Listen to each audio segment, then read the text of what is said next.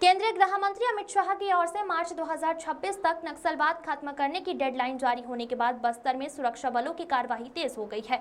इस बीच नक्सलियों ने एक हफ्ते में दूसरी बार सरकार के सामने शांति वार्ता की पेशकश की है, लेकिन इस बार छत्तीसगढ़ के गृह मंत्री विजय शर्मा ने सख्त तेवर दिखाते हुए साफ कर दिया है कि सरकार शांति चाहती है मगर शर्तों के साथ नहीं। बुधवार को नक्सली लीडर रुपेश के नाम पर्चा जारी कर दावा किया कि यदि सरकार सकारात्मक संदेश देती है तो वो पूर्ण युद्ध विराम के लिए तैयार है। जवाब में गृह मंत्री शर्मा ने कहा, बंदूक का जवाब बंदूक से ही दिया जाएगा, लेकिन अगर नक्सली बातचीत चाहते हैं तो उन्हें सामने आना होगा, छुपकर या किसी फर्जी समिति के जरिए नहीं। प्रेस कॉन्फ्रेंस में विजय शर्मा ने सवाल उठाया, नक्सली कह रहे हैं कि वो स्कूल और अस्पतालों का विरोध नहीं करते, तो फिर बस्तर में गांवों में अब तक टीवी क्यों नहीं पहुंचा, खेती और सिंचाई की सुविधाएं क्यों नहीं पहुंची। उन्होंने दो टूल कहा, सरकार ने किसी समिति का गठन नहीं किया गया है, यदि किसी को वार्ता करनी है तो वो मुझसे सीधे संपर्क करे, हम सुरक्षा देंगे लेकिन संविधान और कानून से समझौता नहीं होगा। शर्मा ने नक्सलियों को चेताया, यह भारत है, चीन नहीं, यहाँ लोकतंत्र है, जो संविधान नहीं मानते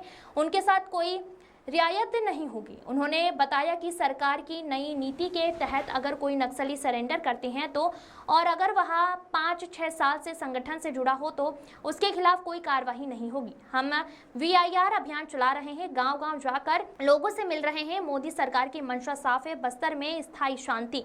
अंत में उन्होंने नक्सली लीडर रुपेश और उनके साथियों को खुला संदेश दिया है, बंदूक छोड़िए, सामने आइए, बात करनी है तो बिना शर्त और मुख्य धारा में आकर करिए। हमारे पास 4 साल हैं और हम इस दौरान बस्तर को पूरी तरह बदल देंगे। बता दें कि बीते 15 महीने में नक्सलियों ने अपने 400 साथियों को मारे जाने की बात मानी है। ऑपरेशन रुकवाने के लिए अब वो शांति वार्ता की शर्तें रख रहे हैं, लेकिन सरकार साफ कर चुकी है, शांति हो सकती है मगर बंदूक की धमकी के साए में नहीं। राहुल सेन की रिपोर्ट। उत्तर पश्चिम सब जोनल ब्यूरो, इस सब जोनल कमेटी के द्वारा जारी प्रेस नोट है, जिसको इनके ब्यूरो जो हैं, जोनल ब्यूरो जो हैं, रुपेश इस नाम से जारी किया गया है, भारतीय कम्युनिस्ट पार्टी माओवादी इनके द्वारा। मैंने कहीं इसको थोड़ा पता भी किया तो ये ठीक है, उन्हीं लोगों के द्वारा जारी किया हुआ पत्र है, पहला। दूसरा ये है कि इसमें एक बात कही गई है जो मैं विशेष रूप से आप सभी के माध्यम से इस विषय को पहुंचाना भी चाहता हूं और आप लोगों के माध्यम से विषय पहुंचे भी हैं, क्योंकि जो लाइन मैंने हर बार कही वो लाइन इस पत्र में उल्लेखित है कि इस बस आंदोलन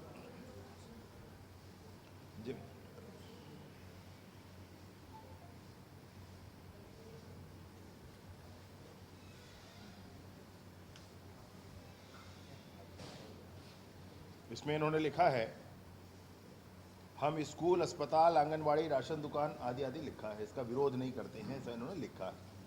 तो यह लाइन जो बार बार विषय रखा गया सबके बीच में कि उन गाँवों में 30 साल के बच्चे ने टीवी आज तक क्यों नहीं देखा, उन गाँवों में आज तक स्कूल, अस्पताल, आंगनवाड़ी, बिजली, पानी, सड़क, मोबाइल के टावर, खेती के बीज, सिंचाई की सुविधाएँ क्यों नहीं पहुँची, इन सारे विषयों को इसमें उल्लेखित किया गया है। ये महत्वपूर्ण है विषय।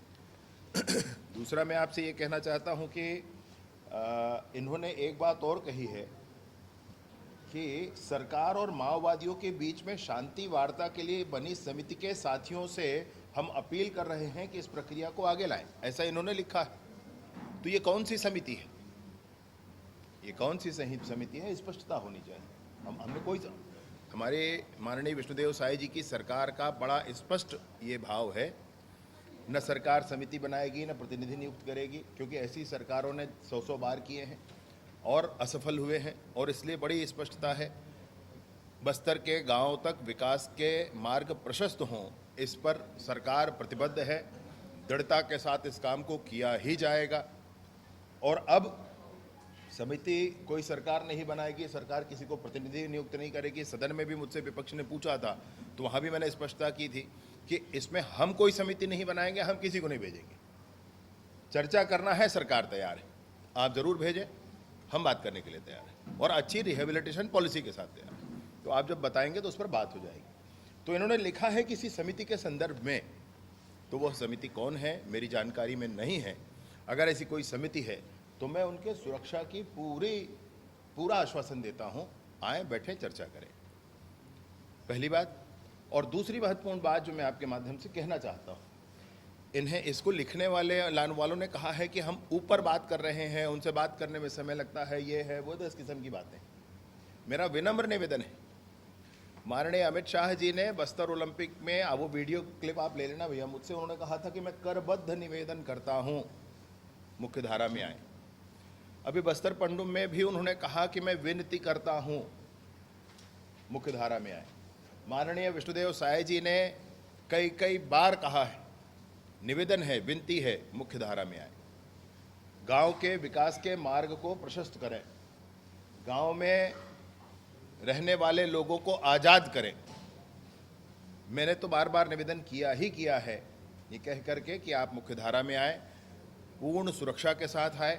हमारी नई रिहेबिलिटेशन पॉलिसी में, मैं फिर आपसे एक बात कहना, नई रिहेबिलिटेशन पॉलिसी में यह प्रावधान है, आपको मैंने भेजा हुआ है, इसका नोटिफिकेशन वाला कॉपी भेजा हुआ है, PDF। इसमें प्रावधान है कि कोई सरेंडर करेंगे, सरेंडर करके सरकार के साथ चलेंगे इस अभियान में, तो उनके खिलाफ जो प्रकरण है उस पर कार्यवाही नहीं की जाएगी और समय से उसको वापस भी लिया जाएगा। और अब जो पुराने प्रकरण वाले हैं, जिनके 5-5, 6-6 साल हो चुके हैं, अब कोई परेशानी नहीं है, सरकार के इस अभियान के साथ है, उनके प्रकरणों को वापस भी हम लेंगे। माननीय मुख्यमंत्री जी का इसमें स्पष्ट भाव है कि उन प्रकरणों को वापस लिया जाएगा, तो वापस लेने की प्रक्रिया पर भी हम आगे बढ़ेंगे। इनसे भी मैं कहता हूं कि किसी और की प्रतीक्षा न करें। मेरा ये विनम्र निवेदन आप जरूर पहुंचा दें वहां तक। शुरू से ही मेरी पहली वीडियो से निकालकर आप देख लें, आज तक मैंने बार बार कहा है कि कोई एक व्यक्ति भी चर्चा को तैयार हो तो हम उनके साथ भी तैयार हैं। कोई बड़ी टीम, कोई बड़ा लीडर वुडर कोई मामला नहीं है भाई। एक व्यक्ति कहता है कि भाई मुझे सरेंडर करना है, हम चर्चा करना चाहते हैं, हम तैयार हैं। 2 व्यक्ति कहते हैं तो भी हम तैयार हैं। कोई छोटा समूह चर्चा के लिए कहते हैं तो भी हम तैयार हैं, कोई बड़ा समूह कहते हैं तो भी हम तैयार हैं। और विनती तो ऐसी है कि असम ने ऐसा प्रमाण प्रस्तुत किया हुआ है। अभी जब बस्तर ओलंपिक हो रहा था तो असम के बोडोलैंड के आंदोलन वाले जो आतंकवादी उस समय कहे गए, जिन्होंने 10,000 की संख्या में समर्पण किया, आज BTR बोडोलैंड टेरिटरी रीजन वहाँ पर है, वो चला रहे हैं और उसमें वो विधायक हैं और आदि बड़ी संस्थाओं में है, अपने लोगों की सेवा कर रहे हैं और अच्छी सेवा कर पा रहे हैं। उनका प्रतिमान लें। हम लोगों ने उनको भी बुलाया था बस्तर ओलंपिक में, गांव-गांव घूम करके उन्होंने इस बात को कहा है। तो यह भी उस समय हुआ है। ऐसे ही प्रमाणों के साथ इतने विश्वसनीय माननीय नरेंद्र मोदी जी की सरकार है, माननीय अमित शाह जी का आह्वान है, विष्णुदेव साय जी का मार्गदर्शन है और उन्होंने भी कहा है। और मैं व्यक्तिगत तौर पर भी इस बात को कहता हूं कि मैं हृदय से लगाकर, मैं सीने से लगाकर और पूरा लाइफ सेटल होते तक ये सरकार खड़ी रहेगी। 4 साल, अब 3.5-4 साल है सरकार के पास, लगभग 4 साल है सरकार के पास। 4 साल में सब कुछ ठीक हो जाएगा। मेरा विनम्र निवेदन है, शीघ्रता करें, बात करें, आगे बढ़ें, रिहेबिलेट हों। और ये पत्र लिखने वाले जो भी हैं, रुपेश जी हैं और जो जिनका नाम है, जो भी सब जोनल इनकी कमेटी है, उत्तर पश्चिम सब जोनल कमेटी है, इनसे मैं कहता हूँ किसी और की प्रतीक्षा न करें। आपके हृदय में भाव है, आप आगे बढ़ें और जिनसे बातचीत है उनको सूचना संपर्क करते हैं, उनसे भी बात कर लें। ये भी आगे बढ़ें, अपनी बात करें, बात करके आप मुख्य धारा में आए। ये बंदूक छोड़ें, क्योंकि फिर आप बंदूक का जवाब चर्चा से नहीं होता। प्रधानमंत्री आवास एकदम हृदय का विषय पूछ दिया है भाई साहब ने। जिस बात पर आपके पीठ पर डंडे पड़े हों, वो बात जब सामने आती है जिंदगी में, तब तक तो प्रधानमंत्री आवास विगत सरकार ने दिया नहीं था। मोर आवास मोर अधिकार रोक के रखे है भूपेश सरकार, ये बोल करके हम लोगों ने काम किया था। और प्रधानमंत्री आवास के इस विषय को लेकर के 18 लाख आवास देंगे, पहला संकल्प था सरकार का। सरकार के इस संकल्प के उपरांत हमने काम शुरू भी किया। और आपको बड़ी स्पष्टता के साथ कहना चाहता हूं कि जो भ्रम फिर से फैलाने की कोशिश की गई भूपेश बघेल जी के द्वारा, मैं उसमें बड़ी स्पष्टता करना चाहता हूं कि जब विष्णुदेव जी की सरकार बनी उस समय तक प्रदेश में जितने आवास बन चुके थे, निर्मित थे, पूर्ण थे, हम जो 18 लाख आवास की बात कह रहे हैं वो उससे अलग हैं, वो उससे अलग है। स्पष्टता होनी चाहिए। लगभग 9.5 लाख आवास पहले बने हुए थे और बाकी शेष 18 लाख आवास हैं वो अभी बनाए जा रहे हैं।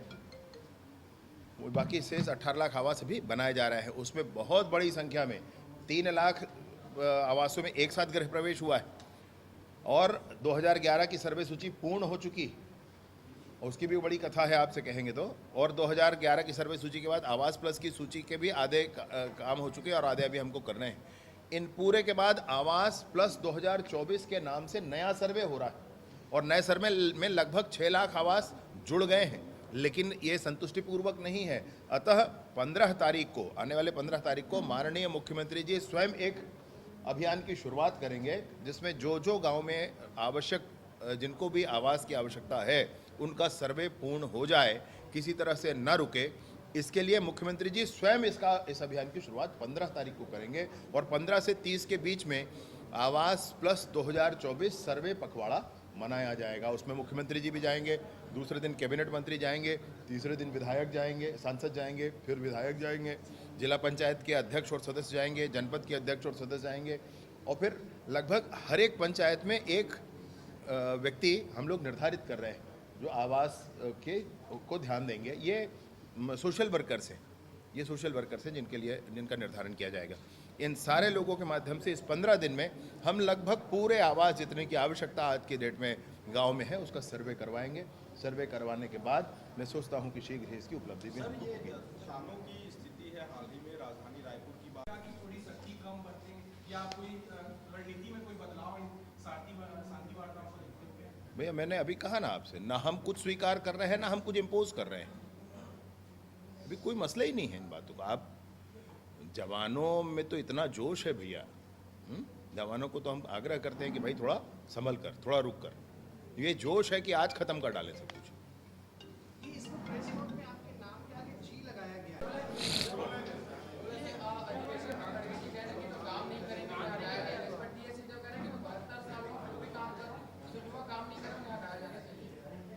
हाँ, राहुल गांधी जी को हटाना पड़ेगा इनको।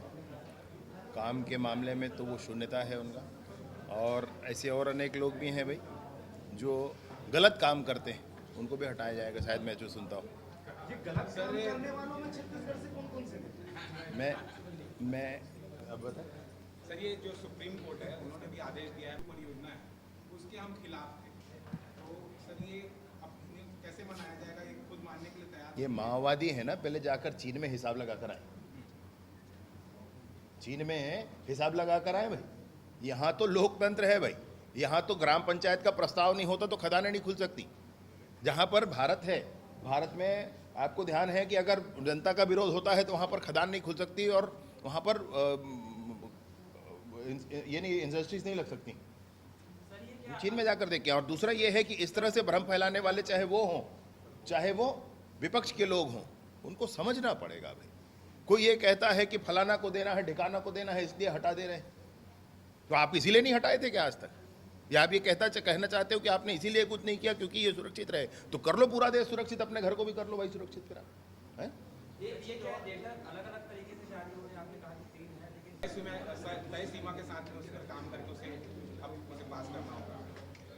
नहीं, ठीक है, न्यायालयीन प्रक्रिया है और माननीय सुप्रीम कोर्ट ने, उच्चतम न्यायालय ने जो कहा है वो देश की भलाई का ही विषय है।